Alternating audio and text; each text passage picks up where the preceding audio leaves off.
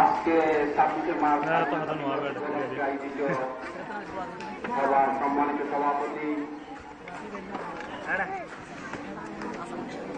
মহাগড়া সাতকানিয়ার কৃতি সন্তান নয়, শুধু সারা বাংলাদেশের কৃতি সন্তান মজলুম জননেতা তোরা কিছু না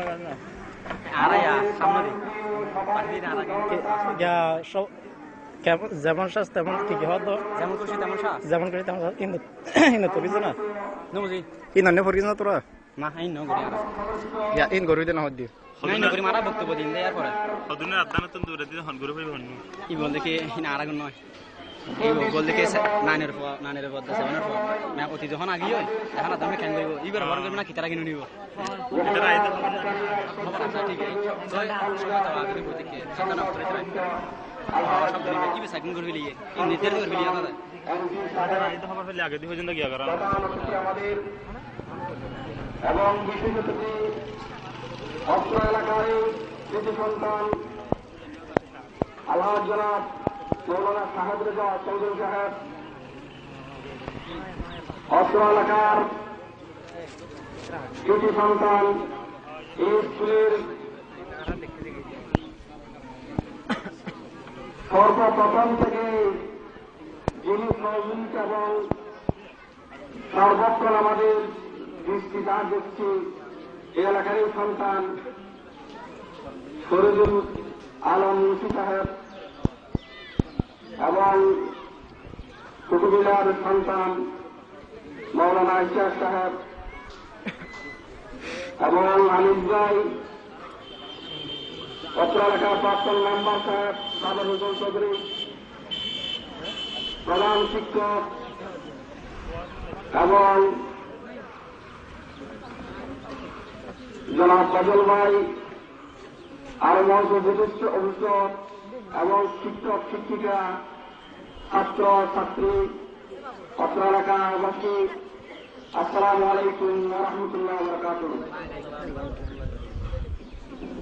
সর্বপ্রথমে আল্লাহর কাছে শুকরিয়া আদায় করি, আজকের কি জন্য আমরা সমবেত হয়েছি সবাই জানেন, তা হল আমাদের স্বাধীনতা। স্বাধীনতা এমন একটা জিনিস, তা বক্তব্য শেষ করা যাবে না, কিন্তু আমি সর্বপ্রথম শহীদদের স্মরণ করে যারা আমাদেরকে স্বাধীন করে আজকে বাংলাদেশকে স্বাধীন রাষ্ট্র হিসেবে আমাদেরকে দিয়ে তারা জীবন দিয়ে তারা সেখানে শহীদদেরকে স্মরণ করে আজকে তারা আমাদেরকে যদি জীবন স্বাধীন করে দিয়ে না যেত তাহলে আমরা আজকে এখানে স্বাধীনতা উদযাপন করতে পারতাম না। আল্লাহকে করে আদায় করে সাথে সাথে তাই আমি বেশি বিজয় করবো না বক্তব্য, কারণ আমাদের প্রধান অতিথিরা উপস্থিত, শুধু একটা কথা বলতে চাই, তাই আমি করবো না। স্বাধীন আমরা প্রবাসী থাকি, তাই আমরা পাকিস্তানি বাহিনী পাকিস্তানি কিভাবে জরুর নির্যাতন করেছিল সময় আমরা ছিলাম না, কিছুটা থাকতে, কিন্তু আমরাও নিজেরাই থাকছি কিছু, কারণ পাকিস্তানের সাথে সাথে আমাদের কোন কথাবার্তা এবং আমাদের ব্যবসা বাণিজ্য বিভিন্ন সময় তাদের সাথে আমাদের আলোচনা হয়। এখন পর্যন্ত তারা আমাদেরকে সুযোগকে সুর হলে দেখে না, আমাদেরকে বলে অন্যায় হারামিয়ে। তাই আমি শুধু কথা বলতে চাই, স্বাধীন হওয়াটা বড় নয়, স্বাধীন হয়েছি, কিন্তু আমাদের স্বাধীনভাবে চলার জন্য জাতি ধর্ম বর্ণ নির্বিশেষে আমাদেরকে দেশ করতে হবে। আজ পর্যন্ত আমরা তাই সারা বাংলাদেশে যেটা করতে চাই, আমাদের জাতির নিরাপত্তা, আমাদের ধর্মের বৌদ্ধ খ্রিস্টান হিন্দু মুসলিম স্বাধীনতা হিসেবে আমরা যে বাংলার মাটিতে বসবাস করি, তাই স্বাধীনভাবে যদি আমাদের চলতে হয়। একটা কথা বলতে চাই, এখানে ধর্ম নির্বিশেষে আমাদের প্রতিষ্ঠান, আমাদের দেশ, আমাদের জাতির উন্নয়নের জন্য আজকে যেভাবে আমাদের এমপি সাহেব এই পাহাড়ের মধ্যে এসে আমাদের সহযোগিতা করার জন্য আসছে, সেটা একটা আমাদের স্বাধীনতার একটা প্রমাণ। তাই আমি সর্বস্তরের ধর্মের নির্বিশেষে সবাইকে বলতে চাই, আজকে আমাদের ঐক্যবদ্ধ হতে হবে আমাদের ইসলামের মূল্যবোধ রক্ষা করার জন্য, আমাদের স্বাধীনতা মূল্যবোধ রক্ষা করার জন্য, আমাদের স্বাধীনতা সর্বোন্নত রক্ষা করার জন্য।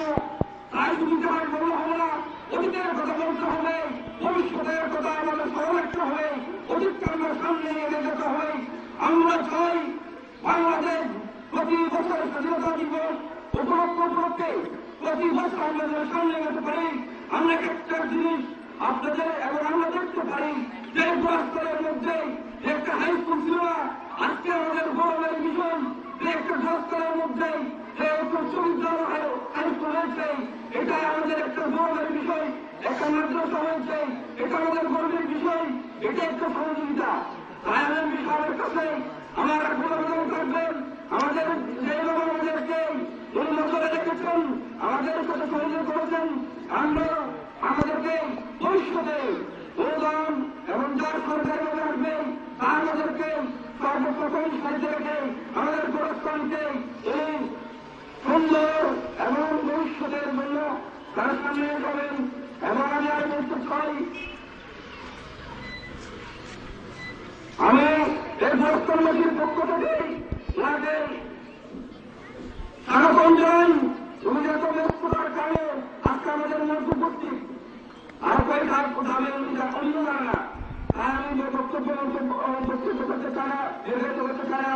আমি দোয়া চাই এই বলে আমার বক্তব্য শেষ করছি। আলহামদুলিল্লাহ।